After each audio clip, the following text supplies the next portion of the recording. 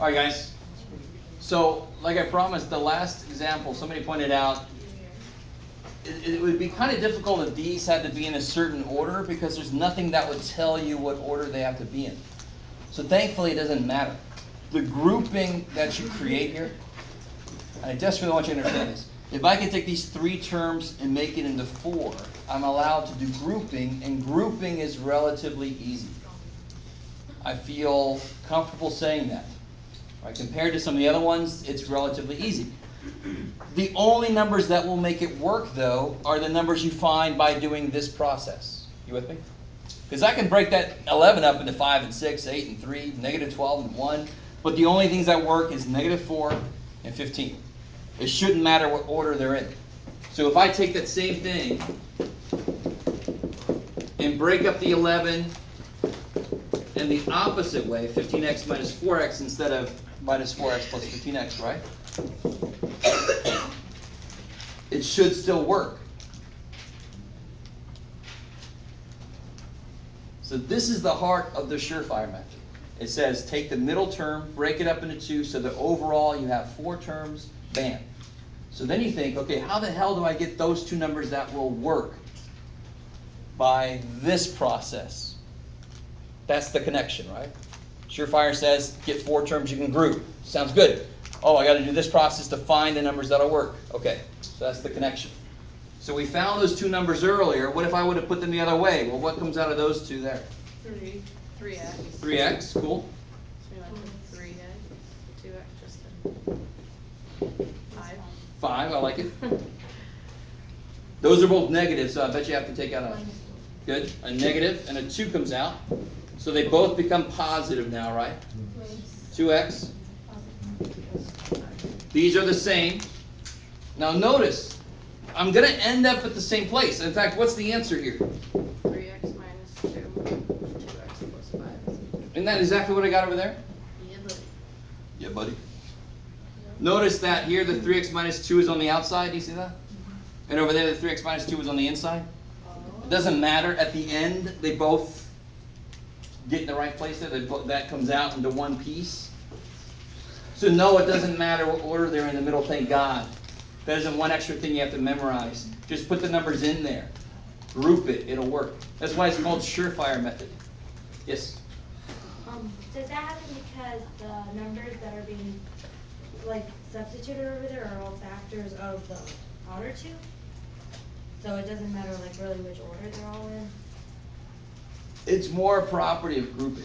It's because grouping collects this together and it collects this on the outside together. So over there, do you see the 2x and the 5? Weren't they on the outside instead? So that's more a property of grouping, not really a property of the surefire method. Is that cool? So let me do one other example of a forward problem. Factoring is always a backwards problem because we have a final answer. Somebody multiplied something at this, and we're trying to work backwards to figure out what the hell they had to begin with. That's always going to be harder, right? It's easier to multiply 11 times 17 and get some number than it is for me to give you 348 and say factor that all the way out. You would rather have the 11 times 17 problem, wouldn't you? I would think. Okay. So what I mean by a forward problem is,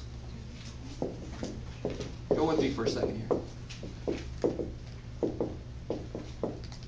That kind of problem, right? So this is nice. We can multiply this out. But I want you to notice more that I showed you in the last chapter, because now I can talk about it in the context of factor. What do you get when you start to FOIL this thing out?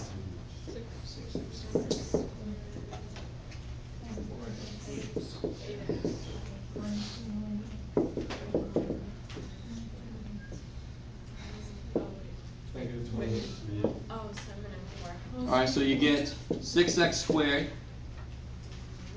minus 13. Now look at this backwards. What's up? We are? Yes. Look at this backwards. If I started here, what Surefire says is I want to somehow get here. And what numbers have to be in here to make this work? 8 and 21. Negative 21. You with me? Wait, and those would be the thing for negative 13, right? Watch this, yeah. So this is a little bit ugly, just go me. What's 6 times negative 28? Isn't that the first step if I wanted to go backwards? Mm-hmm. What's 6 times negative 28? Negative 160. 168, right? Yeah.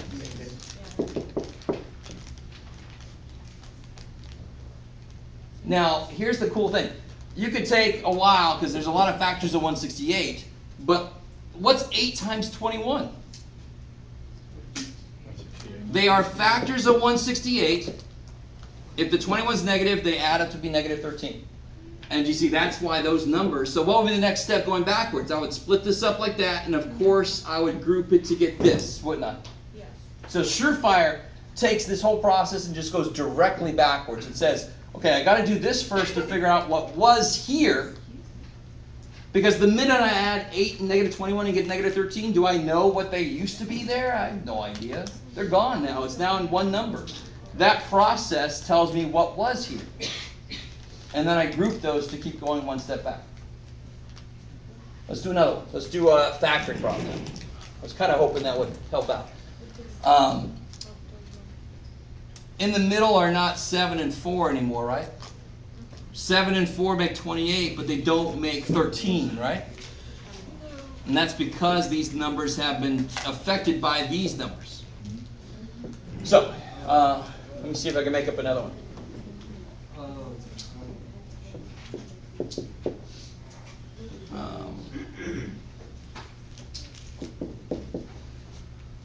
see. Let's make this second.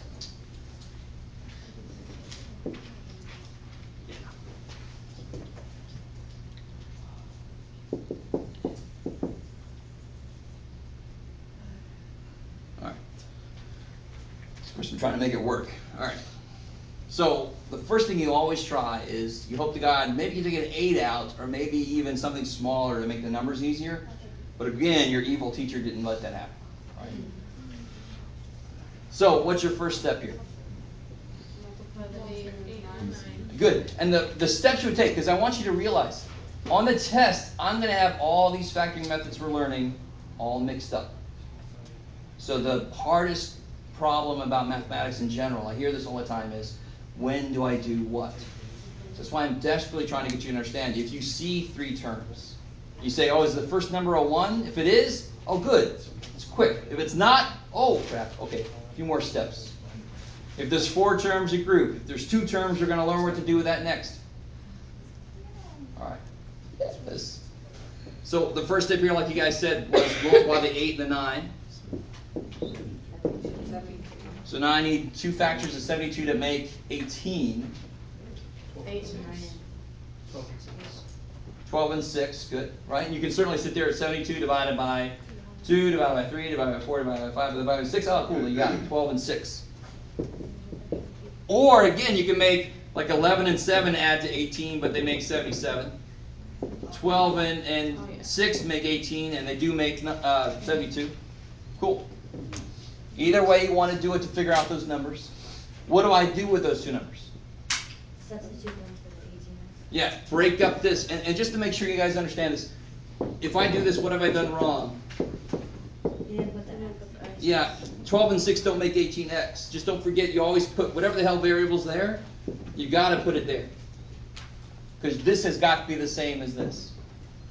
So that is the same. 12 and 6 is 18, but I need the x on there. All right, how are we doing so far?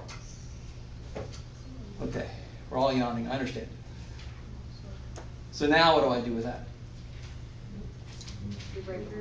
So now I've done the main thing Surefire wants to help me do, and that is to break up the 3 term into a 4 term, and now I can attack that with grouping. I love it. You take a 4 out of it. Yeah, you can take a 4 and x, 2x plus 3. Oops.